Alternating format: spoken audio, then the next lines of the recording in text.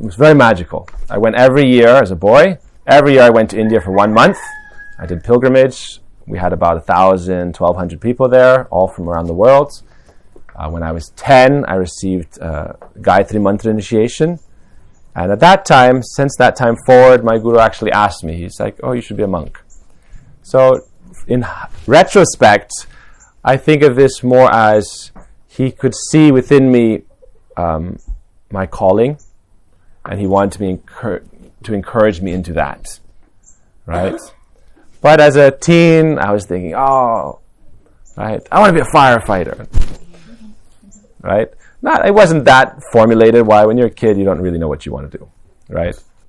So every year I would see my guru. He would come to our town, and he would ask me, he said, now you're this tall, right? When you're like this, then you will join my mission, serve, be a monk, live in the monastery. I remember when I was about 15, I had a very powerful experience. My guru spoke a lot of very sweet pastimes, as well as very powerful teachings.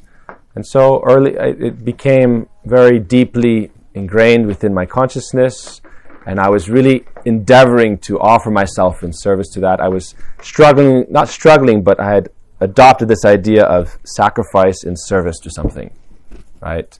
Because it had been something I had heard since I was a boy, 10, 11. I want you to become a monk, serve the mission. And so I had started to deeply think about this principle, and I was very philosophically inclined. I remember one time I got in trouble. I have 5 sisters, 4 of them elder sisters. So they were very good teachers, as older sisters can be. Strong teachers. One time I lost something. I think it was like I got like a Swiss Army knife for a present or something, and I lost it. And my elder sister said, why did you lose it? Where did it go? I said, everything's temporary anyway. And she was like, this is bad. It's a bad attitude. Don't lose things. So I was very like, you know what? Everything's temporary anyway. What really matters? So when I was about 15 or 16, for 1 week every year, my guru would come to our town. It was more like a little village. And he would give a week festival there, and singing, and talks, and feasting. Very nice kind of preparations.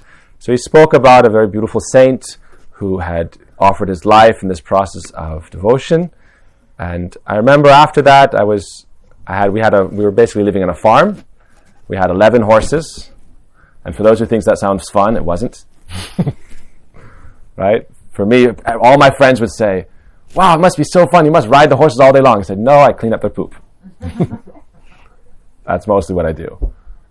But horses are fun. They have very... they say horsing around, right? They have very strong personalities. They're very playful. And we had lots of cows, we had dogs and kittens and peacocks. At one point we had like 15 peacocks. Mama peacock, daddy peacock, and all the babies. So I would, after the classes in the evening, I would go and feed the peacocks and feed the cows and feed the horses. And we had roosters at one point, and we had lots of kittens and cats. So I would go and feed everybody. And it was a stormy day. So it was like this morning. It was thunder, lightning. And it was evening time now, like 8 p.m. So there'd be a thunder strike, and then it would go black. Thunder strike, and then black. I remember sitting, and my guru had been telling me this for years, and I was really praying, how can I follow this? And because of what he had spoken, it's so sweet and very...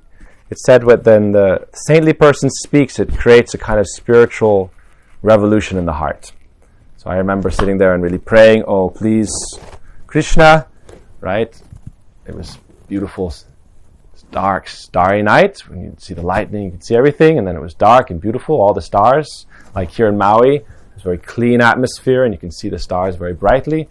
And I was praying, let me offer my life in your service. So it was a very powerful moment for me. For a few days, I was very quiet. But life is very interesting. Life, you go through many different stages and many progressions. For me, that was a powerful moment. And it's said that if one time you offer your heart and soul and love, then that is like a form of, like a marriage, right? Like a vow, right? So they say, Ek baar dekh le, if you once have a tear in your eye and you pray sincerely for this relationship with Spirit, with divine love, with the absolute truth, then now you've entered into that kind of relationship. So I've seen from that point on, my life has kind of gone automatically forward. After that, a couple years later, I went to move to India, and I lived there for 16 years. And then just in 2020, I came back, sent by my teacher, and we started an ashram in New York. We have a 60-acre spiritual ashram for everyone to come and practice and study. It's not about a religion, it's more of a spiritual path.